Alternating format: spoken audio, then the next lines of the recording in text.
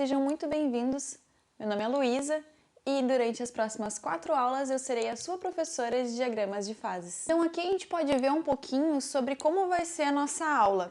Então a nossa primeira aula, que é a aula de hoje, eu vou fazer então uma introdução sobre o diagrama de fases. A gente vai ver o que se trata, como que é a carinha do diagrama de fases e algumas peculiaridades.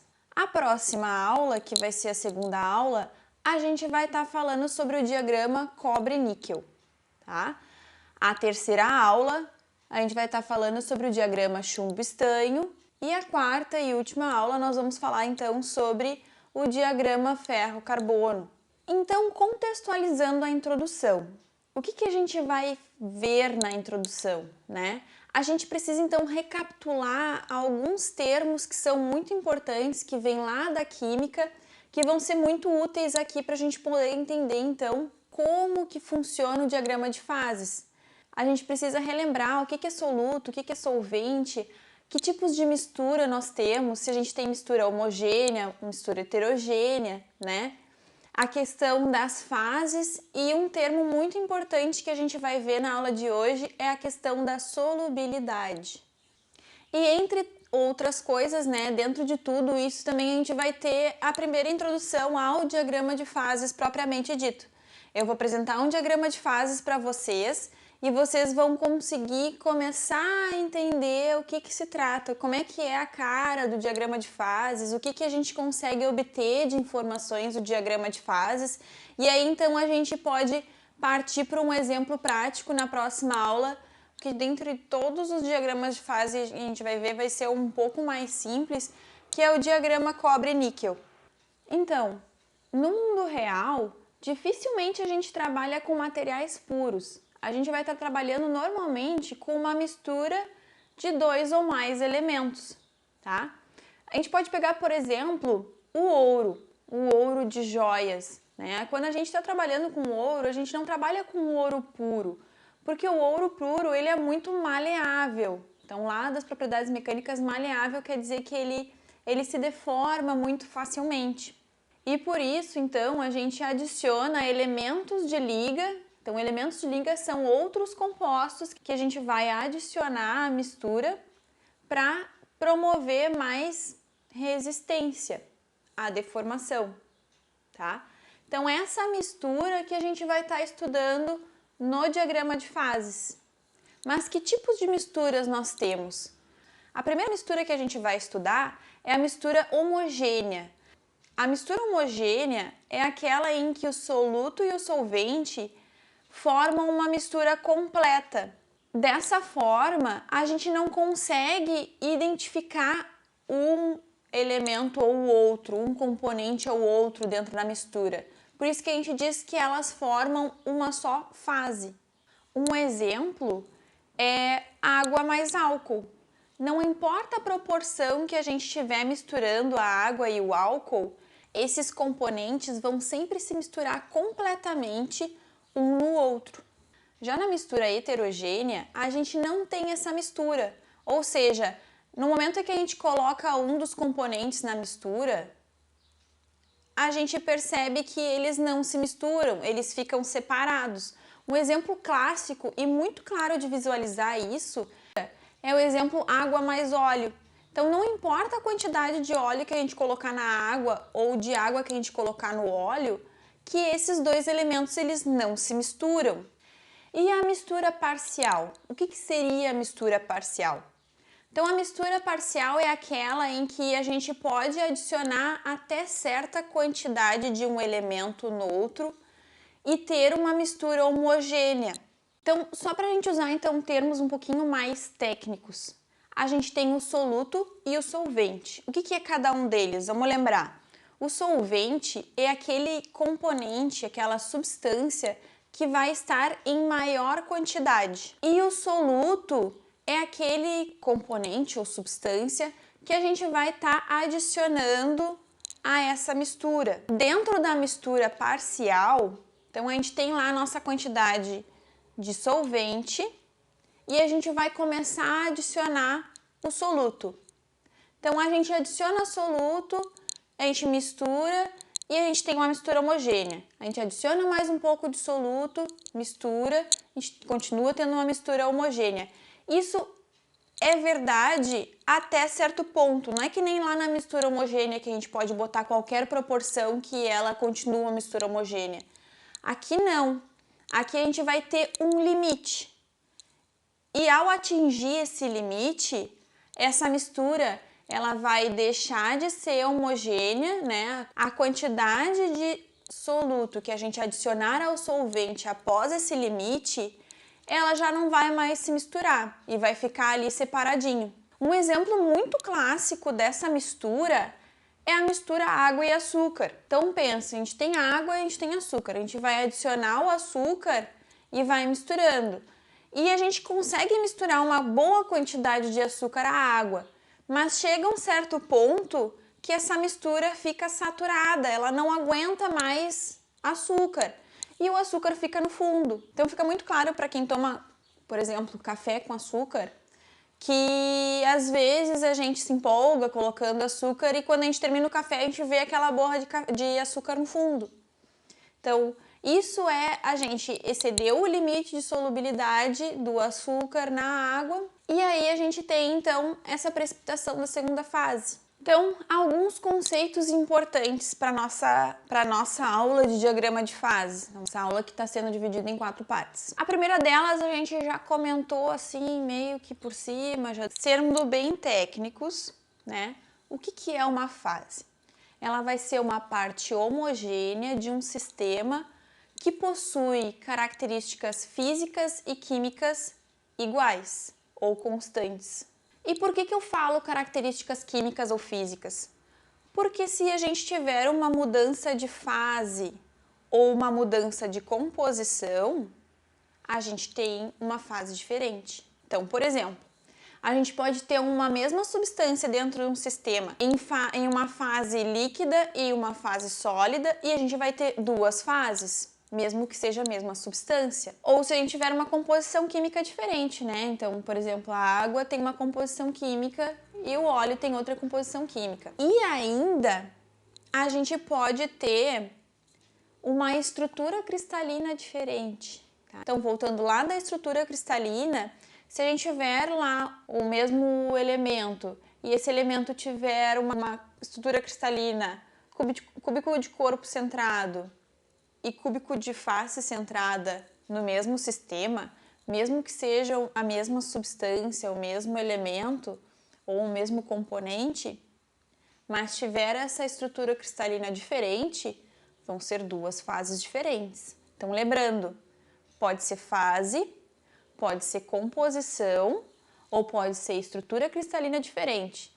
Tudo isso vai diferenciar as fases. O segundo conceito muito importante que a gente vai ver hoje é o conceito do limite de solubilidade. O limite de solubilidade, então, é a concentração máxima de soluto que a gente consegue dissolver no solvente a uma dada temperatura e pressão e ainda assim formar uma mistura homogênea. É aquele limite no qual, se a gente adiciona mais um grãozinho de açúcar, esse grãozinho já não vai misturar mais, ele vai decantar e vai ficar lá no fundo do nosso copo, tá? Ou do nosso recipiente. E o terceiro termo que a gente vai ver aqui é o conceito de microestrutura. Então, a microestrutura são um conjunto de fases que podem ser observadas através do microscópio. A gente usou até agora exemplos que são visíveis a olho nu, né? Que são exemplos bastante simples, como água e óleo, água e açúcar ou água e álcool. A gente consegue visualizar isso. Mas à medida que a gente for avançando, a gente vai estar falando de microestruturas de metais, né? E isso a gente não consegue visualizar a olho nu, então a gente precisa olhar através de um microscópio para poder identificar aquela microestrutura. A microestrutura é isso ali que a gente viu, a separação de fases. Como que essas fases estão dispostas, de que maneira, quantas fases a gente tem para determinada composição. Isso são tudo coisas que a gente vai visualizar, a gente consegue entender então através do diagrama de fases. Então, hora de colocar aquilo que a gente estudou até agora em prática. A gente tem aqui uma imagem de um copo com água contendo gelo. quantas fases nós temos? A gente tem uma ou mais fases dentro desse copo? Pense um pouquinho, eu vou dar a resposta no final da aula. Então, quais informações, né, que a gente consegue identificar no diagrama de equilíbrio de fases? Tá? Esse é o nome completo, diagrama de equilíbrio de fases. Ele vai nos informar quais fases estarão presentes em uma certa mistura, dada uma certa composição, pressão e temperatura. Então essas três grandezas, elas são muito importantes para a gente poder identificar, porque conforme elas variam, as fases variam também. Muito importante, pessoal, o diagrama de fases, ele vai nos indicar apenas informações termodinâmicas. O que isso quer dizer? Quer dizer que a gente está trabalhando com sistemas em equilíbrio. Então a gente está dando tempo para essas reações, para essas misturas se acomodarem nos lugares delas. O que nem sempre acontece na vida real, mas a gente está trabalhando aqui com exemplos ideais. Logo, esse diagrama não oferece informações em relação à cinética das reações. Cinética é a velocidade, né? A rapidez com que essas reações ocorrem. Então, em geral, esses diagramas que a gente estuda, os que a gente vai ver em aula, a gente considera que o sistema está todo sob a mesma pressão. E essa pressão que a gente trabalha geralmente é um ATM. Então a gente pode considerar o nosso diagrama de fases meio que como um mapa do tesouro. Por que o mapa do tesouro? Porque a gente, através dele, consegue identificar quais que são as fases que estão mais estáveis ou como que elas estão distribuídas na nossa microestrutura para certas condições, né? Que a gente já viu, pressão, composição e temperatura. Mas, Luísa, o que eu preciso saber? Então, na verdade, na aula de hoje a gente vai ver as informações que a gente obtém do diagrama de fases. São as fases que vão estar presentes para determinada temperatura e composição, a composição dessas fases presentes e, por último, a proporção das fases. Para identificar a proporção das fases, a gente precisa usar o que a gente chama de regra da alavanca, que a gente vai ver com calma o que é, tá? Não se apavore. Então aqui nós temos um dos diagramas mais simples que a gente encontra, que vai servir como exemplo para a gente poder identificar esses termos aí que a gente já conversou. Então, pessoal, eu vou colocar direto na tela para vocês, para a gente poder entender direitinho e visualizar melhor esse diagrama, que é o diagrama de fases água mais açúcar. Então, como a gente pode ver ali, na parte horizontal embaixo, água e açúcar. Então, vocês podem ver que o açúcar ele varia de 0 a 100, enquanto que a água varia de 100 a 0. O que isso quer dizer? Quer dizer que bem à nossa esquerda a gente tem 100% de água e nada de açúcar. E à medida que a gente vai caminhando para a direita, a gente vai começar a misturar, a ter a nossa mistura. Então a gente tem ali no primeiro ponto, que tem os números ali, a gente vai ter 80% de água, 20% de açúcar, 60% de água, 40% de açúcar, até a gente chegar em 0 água, 100% de açúcar. Então, dessa forma, a gente tem ali uma análise de todas as composições.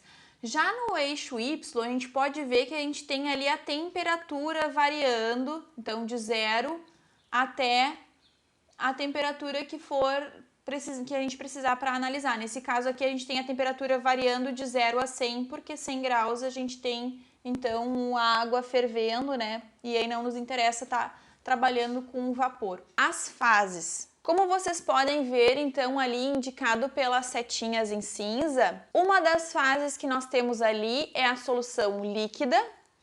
Por que eu falo solução líquida? Porque é aquela mistura homogênea que ali está sendo chamada de xarope. Mas na verdade é aquela mistura água e açúcar. Então bem aqui mais para a direita vocês podem ver que a gente tem ali um símbolozinho de mais. Então a gente tem um líquido, um símbolo de mais e mais uma coisinha, né? Então isso indica que nós temos duas fases. A gente continua tendo a fase líquida xarope, né?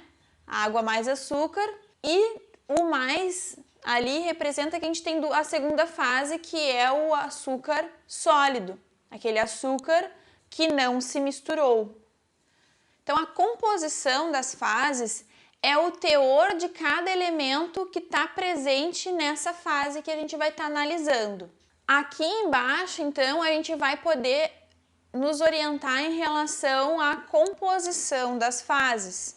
Mais adiante a gente vai ver que dependendo da onde que a gente vai estar trabalhando, a gente precisa fazer algumas considerações em relação a isso. Enquanto que a proporção das fases, se a gente quer identificar, por exemplo, o teor de cada fase, isso é. Então aqui quando a gente está trabalhando com essa parte aqui que a gente tem duas fases, a gente vai ter o xarope mais o açúcar sólido, tá? A gente quer saber, mas quanto de xarope, quanto de açúcar sólido nós temos, tá? Então, qual que é a proporção, qual que é o teor de sólido, a quantidade de sólido que a gente tem nessa mistura e a quantidade de líquido.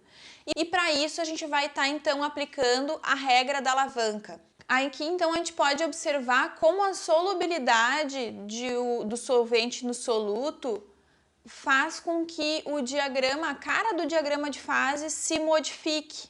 Lá no primeiro exemplo, a gente tem um diagrama que nos mostra que, independente da quantidade dos elementos que vão estar presentes, a gente sempre tem uma fase só. Por isso que está aquele azul mais escuro ao longo de todo o diagrama, tá? Isso quer dizer que a gente tem uma fase só, ele não tem uma linha vertical que nem lá no diagrama do açúcar e da água. Isso quer dizer então que a gente tem um diagrama de uma mistura homogênea. Então, não importa a quantidade de soluto ou solvente, a gente sempre vai ter uma mistura homogênea. O do meio, né, nos mostra que a gente tem ali, ó, embaixo, A mais B. A mais B, lembra que eu falei para vocês, A mais B.